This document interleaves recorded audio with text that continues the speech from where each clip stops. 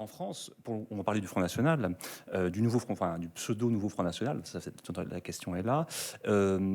Pour reprendre ce qui a été dit juste avant, grosso modo, dans l'imaginaire collectif en France, le Front National est un parti, on va dire, appuyé sur des valeurs comme voilà, travail, famille, patrie, c'est-à-dire, on va dire, peut-être une idée conservatrice. Est-ce que vous iriez dans ce sens-là, après ce qu'on a entendu sur le conservatisme voilà, est-ce que le Front National est un parti conservateur? On va Enfin, commencer par là. certaines de ces composantes, oui, clairement. Mais je pense que la direction du mouvement aujourd'hui autour de Florent Philippot et de Marine Le Pen, au contraire, tente de s'arracher à cette image.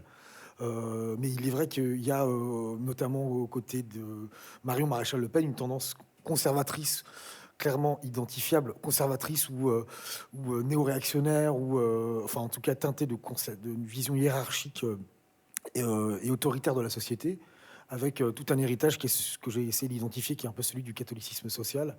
On évoquait tout à l'heure Joseph de Maistre. Il y a toute une tradition idéologique qui remonte essentiellement au 19e siècle et qui prospère en s'opposant en fait au progressisme et ensuite au laïcisme et à la modernité libérale. Et ce courant conservateur catholique est aujourd'hui, je pense, représenté au sein du Front National par Marion Maréchal Le Pen, mais pas seulement, et ce qui montre aussi qu'il y a un problème de cohérence idéologique, puisque à côté d'une Marion Maréchal Le Pen qui s'affirme clairement de droite, elle dit « moi je suis la droite nationale et populaire », on a une autre ligne qui est celle de Florent Philippot, qui est celle du ni droite ni gauche. Donc on voit cohabiter dans le même parti une personnalité qui s'affirme de droite et d'autres qui réfutent justement ce qualificatif, puisque, comme le dit parfois Marine Le Pen, pour elle, la droite, c'est le monde, je reprends ces termes, du fric et des cathos. Elle ne se sent absolument pas aujourd'hui de droite, quand on lui pose la question. Moi, j'ai fait une interview de Marine Le Pen à une époque, il y a 5 ans, quand je faisais un documentaire sur le Front National, et c'est vraiment quelque chose, elle ne se sent pas du tout de droite. Enfin, c'est intéressant aussi de s'intéresser à ces termes et à la bipolarité, puisque aujourd'hui, c'est vraiment le ni droite ni gauche qui prédomine au sein du mouvement et qui lui-même aussi s'enracine dans une très longue histoire qui remonte. Dont on va parler. Aussi, voilà. Donc du coup, enfin, par rapport à ce qui a été dit précédemment, si on parle de conservateur, là c'est dans la tradition française. Je ne connaissais pas très bien cette composante anglo-saxonne en fait, comment ça jouait dans le monde anglo-saxon l'idée du conservatisme. Effectivement, là ce que vous décrivez, on est dans la grande tradition française entre ancien régime, révolution. Mais par contre, alors ce que vous cherchez à montrer et que vous faites avec brio dans le livre, c'est de voir comment, alors d'une part, comment le Front National, avant même l'arrivée de Marine Le Pen, est déjà à la confluence de plein d'extrême droite au pluriel. Alors, j'aimerais bien que vous faites peut-être un petit panorama.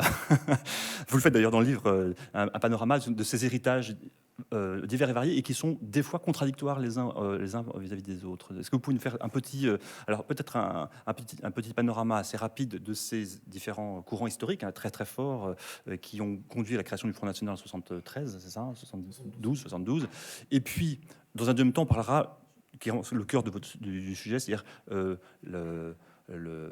est-ce qu'on peut parler de nouveau Front National? Quelle est cette rhétorique nouvelle qui essaye d'effacer, justement, enfin, tenter d'effacer cet héritage, ou au contraire de l'affirmer?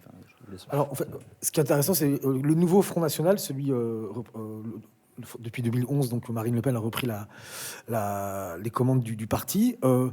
Justement, il fait cohabiter des traditions très différentes, mais il y a une tradition qui était déjà évidemment dans le parti, mais un peu plus minoritaire, mais qui aujourd'hui, à mon avis, est majoritaire au sein du parti. Une vieille tradition qui remonte, je pense, à la Révolution française et au robespierrisme, en fait. Une forme de sans-culottisme xénophobe, une invocation pure et dure des principes républicains, mais un républicanisme défensif, un jacobinisme d'exclusion qui s'inscrit pleinement dans la tradition républicaine et qui ressurgit aujourd'hui avec le discours très étatiste et dirigiste d'un Florent Philippot, cette manière de dénoncer les élites, cette hostilité au libéralisme économique et cette invocation aussi de la grande révolution, une tradition révolutionnaire qui insiste sur l'autorité et qui cultive une méfiance instinctive à l'égard du parlementarisme et qui vraiment invoque vraiment le sans-culottisme et les grands ancêtres de la Révolution. Et ça, c'est une tendance de gauche purement républicaine qui, aujourd'hui, à mon avis, quand on regarde un peu la rhétorique employée par Marine Le Pen, est vraiment ressurgie au sein du Front National. Et ça, c'est un phénomène un petit peu nouveau, c'est-à-dire cette appropriation des principes républicains, cette préemption, c'est une forme aussi de détournement. Et j'ai essayé aussi de faire la comparaison avec le phénomène boulangiste, puisque le boulangisme, à la fin du 19e siècle, est un mouvement qui naît à gauche et qui est aujourd'hui, à l'époque, un mouvement porté par l'extrême gauche radicale. Peut-être en 2 mots pour les gens qui ne connaissent pas, expliquer de quoi il s'agit. Alors, le phénomène boulangisme, en fait, le boulanger est nommé ministre de la guerre dans les années 1880.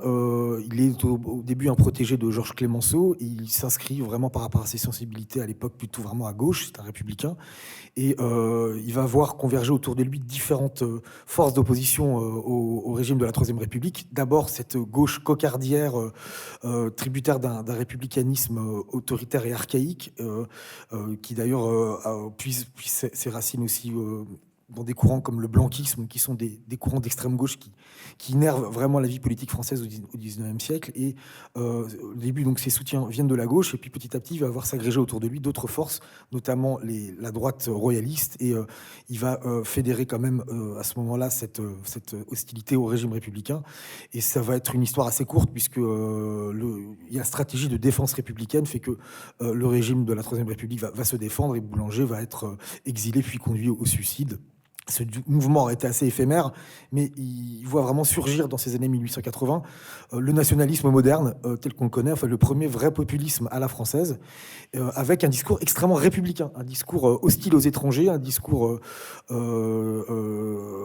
qui s'affirme vraiment comme tributaire de la grande tradition révolutionnaire, et cette dénonciation du système, des élites, cette vision très crépusculaire de la modernité, cet anti-progressisme, encore une fois, vraiment, qui s'inscrit vraiment dans une idéologie aussi républicaine. Et quand on regarde la propagande boulangiste des années 1880, parfois on a vraiment l'impression d'un copier-coller avec le discours du nouveau Front National de Florent Philippot et Marine Le Pen. Évidemment, les ressemblances sont jamais des similitudes. Moi, j'ai tenté de repérer comme ça des petites lignes de force, mais il ne faut pas vraiment essayer d'éviter l'anachronisme. C'est juste par rapport à une stratégie d'analyse du discours qu'on peut relever comme ça des ressemblances. Mais il y a vraiment quelque chose de très saisissant et de très frappant par rapport à cette invocation d'une république plébiscitaire, autoritaire, un anti-parlementarisme, un anti-élitisme et le mythe de la décadence, etc. C'est des choses qu'on voit vraiment à cette époque dans le phénomène boulangiste et qu'on le retrouve, je pense, au sein du nouveau Front National.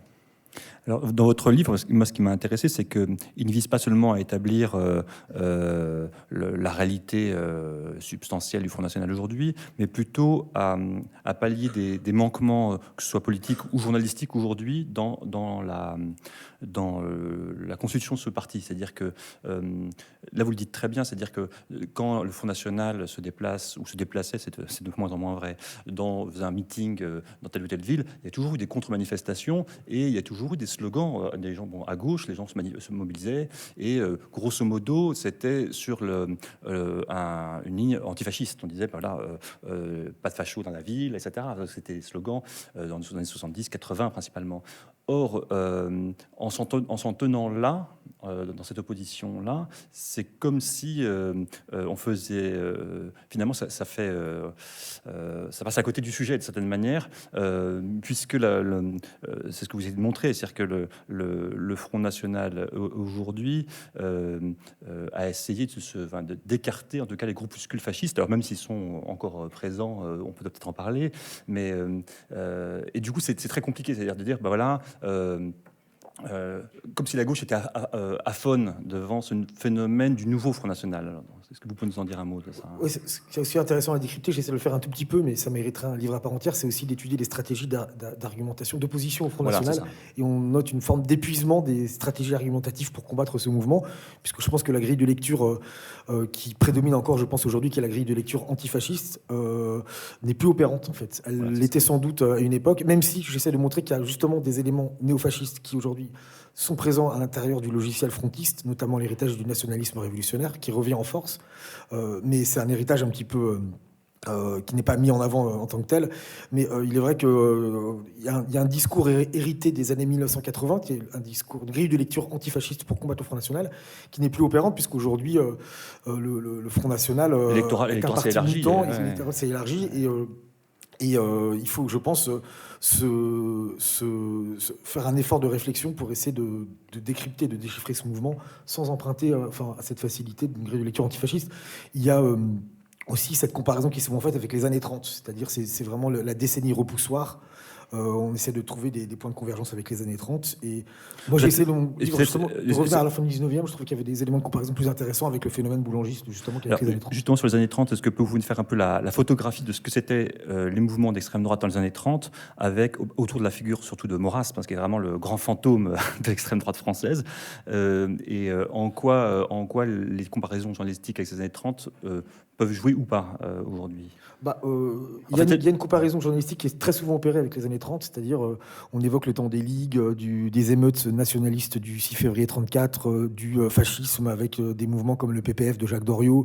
Il y a aussi évidemment les chapelles royalistes autour de Charles Maurras qui, comme ça, essaiment aussi à cette époque-là. Et il y a également le grand mouvement dirigé par le colonel Delarocque, qui est celui des Croix de Feu, qui deviendra le premier gros mouvement de droite, le PSF, après la dissolution des Croix de Feu en 1936, qui aura sans doute d'ailleurs gagné les élections de 1940 si elles avaient eu lieu, mais évidemment elles n'ont pas eu lieu. Donc voilà, il y a une contestation assez violente de ce qu'on nomme à l'époque le parlementarisme bourgeois, avec des scandales de corruption qui éclatent un petit peu partout, l'affaire Stavisky, etc., etc. Donc c'est vrai qu'on a, et c'est aussi une période de vive tension sociale et de crise économique. Donc on a tendance souvent à faire cette comparaison. Mais moi je trouve que pour comprendre le néo-républicanisme tel que on peut le regarder au sein du Front National, ce républicanisme de repli, je pense qu'il y a des éléments de comparaison bien plus intéressants avec la fin du 19e siècle, même si évidemment il y a toujours le spectre de Maurras que l'on voit encore rôder à la lisière de l'appareil frontiste. Je parlais tout à l'heure de Marion Maréchal Le Pen, mais il y a une imprégnation maurassienne qui reste quand même très forte. Ça fait partie d'un héritage parmi d'autres. Mais Maurras était, avec Maurice Barrès, je pense, l'intellectuel nationaliste le plus talentueux, qui a vraiment réussi à poser les bases d'une critique systématique de l'idéologie de la Troisième République et qui continue avec des termes comme le nationalisme intégral, les 4 États confédérés, ou bien la dénonciation des métèques, etc., qui continue quand même d'habiter, à mon avis, l'inconscient frontiste, pour une part en tout cas, puisqu'on retrouve dans l'entourage de Marion Maréchal Le Pen, aujourd'hui encore, des proches de l'Action française ou des transfuges de l'Action française.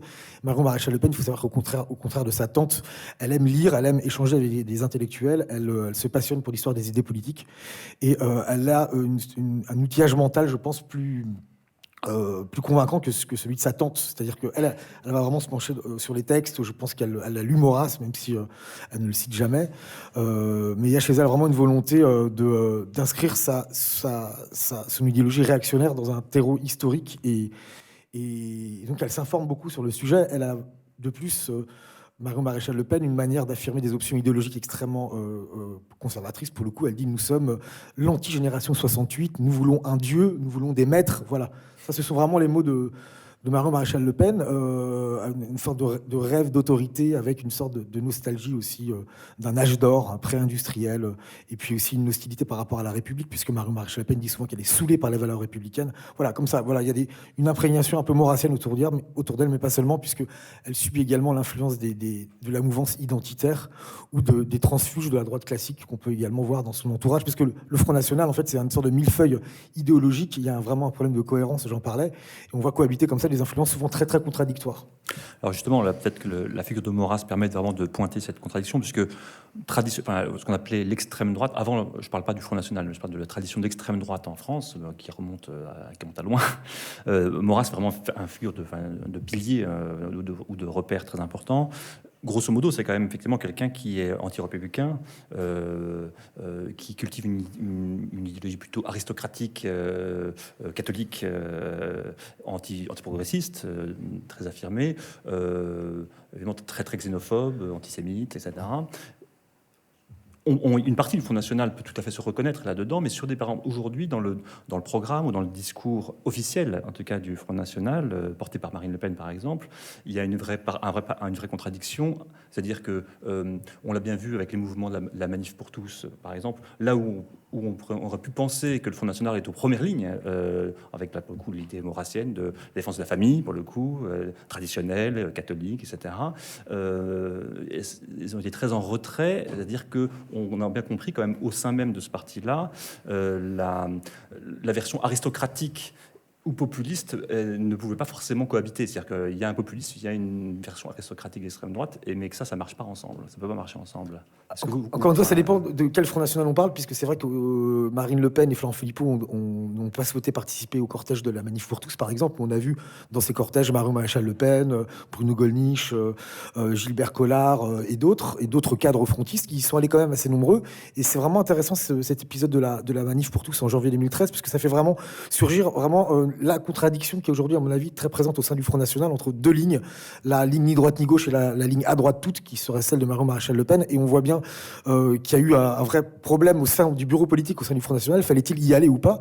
Et Florent Philippot était très hostile à cette participation, puisque lui se désintéresse, et il le dit d'ailleurs, des sujets sociétaux. Ça l'intéresse pas. Lui, ce qui l'intéresse, c'est les sujets sociaux et économiques. Il dit d'ailleurs que la question du mariage homosexuel est aussi importante que la culture du bonsaï. Il avait dit ça dans une interview, ce qui avait fait évidemment bondir des cadres frontistes, puisqu'il y a vraiment de la part de Florent Philippot une manière justement de ne pas vouloir faire fond sur ces problèmes sociétaux.